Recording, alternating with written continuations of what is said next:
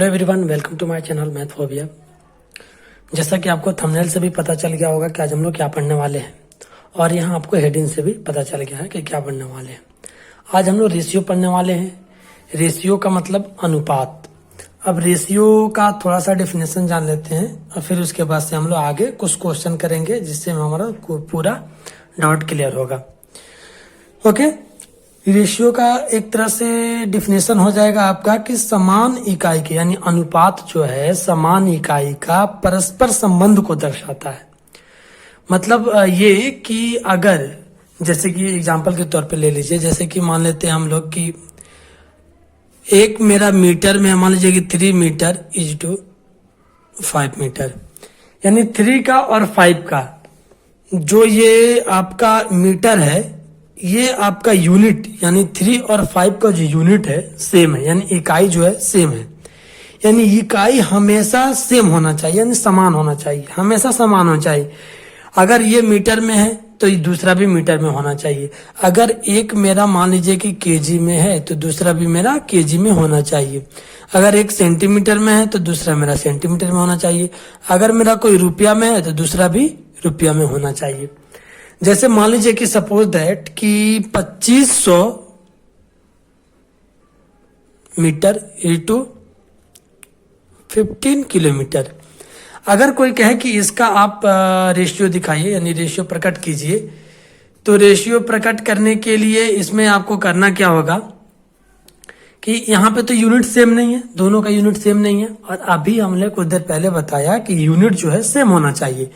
Unit same होने का मतलब अगर ये मीटर में है तो ये किलोमीटर में कभी, अगर यूनिट सेम नहीं है तो इसका रेशियो कभी नहीं निकलेगा। ओके, अब रेशियो निकालने के लिए हम लोग को करना क्या है, सबसे पहले किसी एक को हम लोग, अगर ये मीटर में है तो इसको भी मीटर में कन्वर्ट कर लेते हैं। अगर ये किलोमीटर में है तो इसको भी किलोमीटर में कन्वर्ट कर लेते हैं। तो इसको हम लोग मीटर में कन्वर्ट कर लेते हैं। तो देखिए कैसे होगा, ये आपका 2500 इज टू 15 इंटू 1000, यानी 1 किलोमीटर बराबर 1000 मीटर।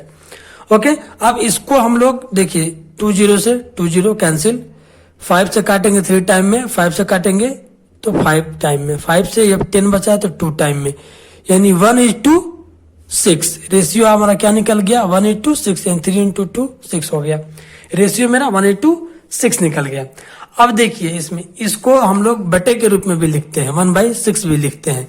अब यहाँ पे 2500 जो मीटर है, 2500 मीटर इंटू 5 किलोमीटर, ये जो पहली राशि है ना, दूसरी राशि का कितना गुना है, ठीक ना, इसको दर्शाता है, या फिर क्या कितना भाग है इसको दर्शाता है। तो हमको जैसे कि हम लोग अभी क्वेश्चन करेंगे कुछ इससे रिलेटेड, तो शायद आप लोग को अच्छे से समझ में आए। इससे तो हम बता दिए कि यूनिट सेम होना चाहिए। जब तक यूनिट सेम नहीं होगा, जब यूनिट सेम नहीं होगा तो रेशियो कभी भी प्रकट नहीं होगा, रेशियो कभी भी उसका बनेगा ही नहीं। रेशियो बनाने के लिए सबसे पहले हम लोग को उसका जो यूनिट है उसको सेम करना होगा। जैसे मान लेते हैं कि मान लेते हैं कि एक छोटा सा एग्जाम्पल एक और ले लेते हैं हम लोग एग्जाम्पल के तौर पे कि 8 रुपया है और 40 रुपया है। अब कोई कह दे आपको कि पहली राशि दूसरी राशि का कितना गुना है, ये जो है 8 जो है 40 का, 40 जो है 8 का कितना गुना है। ओके, तो इसको कैसे करेंगे हम लोग, सबसे बड़ा चीज, इसको 8 रुपया है, ये 40 रुपया। सबसे पहले तो ये देख लेंगे कि यूनिट सेम है कि नहीं। यूनिट तो सेम है, रुपया है तो रुपया है, दोनों यूनिट सेम है। अब करेंगे क्या, वही दोनों को काटिए आप, 8 1 जा 8, 8 5 जा 40, यानी इसको हम लोग अगर बटे के रूप में लिखते हैं तो 1/5, यानी 1/5वां भाग है। 8 जो है 40 का 1/5वां भाग है, या 40 8 का 5 गुना है। दोनों में से कोई एक, मतलब दोनों भी कह सकते हैं हम लोग, ठीक है। अब देखिए इससे रिलेटेड अगर हम लोग कोई, चलिए क्वेश्चन ही देख लेते हैं जो कि पिछले साल या किसी न किसी एग्जाम में जरूर पूछा रहेगा। और ऐसा कोई क्वेश्चन मैं आप लोगों के सामने दिखाता हूं। चलिए देखिए ये आपका क्वेश्चन है, मैं थोड़ा सा इसको जूम इन कर देता हूं कि क्वेश्चन आपको क्लियर दिखे। ओके, ये आपका एसएससी सीजीएल टियर 1 ये 2016 का प्रथम पाली का पूछा हुआ क्वेश्चन है। अब देखिए इसको कितना आसानी से करेंगे हम लोग। कैसे करेंगे? एकदम आसानी से, मात्र हमको लगता है कि 1 मिनट भी नहीं लगेगा इस क्वेश्चन को करने के लिए। सबसे पहले अगर हम लोग इस तरह का कोई रेशियो का क्वेश्चन देखे, कहीं भी क्वेश्चन देखे, तो सबसे पहले उसमें कहीं ना कहीं आपको एक निश्चित राशि दिया रहेगा, निश्चित राशि दिया रहेगा और उससे कहेगा कि मतलब कुल धनराशि कितनी है या फिर उसका कितना भाग था। ऐसा क्वेश्चन में जरूर आता है। लेकिन सबसे पहले अगर कोई क्वेश्चन है तो उसमें हम लोग कोई ना कहीं एक निश्चित राशि दिया रहेगा, उसी को हम लोग को ढूंढना है कि एक निश्चित राशि, मतलब इसमें निश्चित राशि दिया कहाँ है। अब इसको हम निकालने का सबसे आसान तरीका बताते हैं। वीडियो को स्किप मत करिएगा, नहीं तो तरीका आप लोग को मतलब समझ में नहीं आएगा। ठीक है, वीडियो को पूरा देखिए, लास्ट तक देखिए। देखिए कैसे करना है। एक छोटा सा ट्रिक अपना लीजिए कि निश्चित राशि की तुलना जो है हम निश्चित राशि में करेंगे। ठीक है, निश्चित राशि को ऊपर और निश्चित राशि की तुलना निश्चित राशि से, जो हमको निकालना रहेगा ना उसका मल्टीप्लाई कर देंगे हम लोग। मात्र यही, मान लीजिए कि निश्चित राशि x है तो x की तुलना उसी x से करेंगे और जो निकालना, मान लीजिए y निकालना है तो y का मल्टीप्लाई कर देंगे और जो आएगा, यकीन मानिए आपको यकीन नहीं होगा, ये क्वेश्चन सॉल्व हो जाएगा चुटकियों में। तो देखिए कैसे करते हैं इसको। सबसे पहले चीज आप थोड़ा सा इसको हम 1 मिनट, चलिए पेपर मैंने अरेंज कर दिया। देखिए करना क्या है, आप यहाँ पे देखिए, कह रहा है कि कोई धनराशि ABC के बीच क्रमशः 5:6:9 5:6:9 के अनुपात में विभाजित की गई कोई राशि होगी, कोई धनराशि होगी। आई डोंट नो कितना धनराशि क्या था वो नहीं पता हमको। ओके, देखेंगे यदि A को 450 रुपया मिले हो तो कुल धनराशि यानी टोटल धनराशि पूछ रहा है कि अगर A को 450 रुपया मिला हो तो उस धनराशि को 5:6:9 के अनुपात में विभाजित किया गया था और A को मिला 450 रुपया, तो वो धनराशि टोटल धनराशि कितनी है। ओके, तो अब हम आपको बताए क्या थे कि अगर कोई एक निश्चित धनराशि दिया रहेगा तो उसी धनराशि की तुलना उसी में करेंगे, जो निकालना रहता है उससे हम लोग मल्टीप्लाई कर देते हैं। ओके, अब देखिए यहाँ पे कितना आसानी से निकलेगा ये। निश्चित धनराशि इसमें क्या दिया है? 450 रुपया। 450 लिख दीजिए ऊपर। ओके, अब बोले कि निश्चित धनराशि की तुलना निश्चित धनराशि से करना है। 450 को 450 रहने दीजिए। अब निश्चित धनराशि क्या था कि यदि A को 450 रुपया मिले हो तो ये मेरा क्या है? ये A है, ये B है, ये C है। यानी ये मेरा क्या है? A B C है। A to B to C है। अब A को 5 मिला है, B को कितना मिला है? 6 मिला है और C को 9 मिला है। अब हमको पता नहीं है कि टोटल धनराशि कितनी है, और आपको ये ट्रिक पता है कि मतलब धनराशि मतलब कुल निश्चित धनराशि की तुलना निश्चित धनराशि से करेंगे और जो निकालना है उसका हम लोग मल्टीप्लाई कर देंगे। तो अब देखिए 450 यानी A को 450 मिला है तो 450 रहने देते, और A का हिस्सा कितना है? तो 5 है, 5 नीचे रहेगा। यानी निश्चित धनराशि की तुलना निश्चित धनराशि से हो गया। अब मल्टीप्लाई कर देंगे। अब मल्टीप्लाई क्या कह रहा है? पूछ क्या रहा है आपका कि कुल धनराशि, हम बोले ना जो निकालना तो उसका मल्टीप्लाई करना है। कुल धनराशि क्या है मेरा?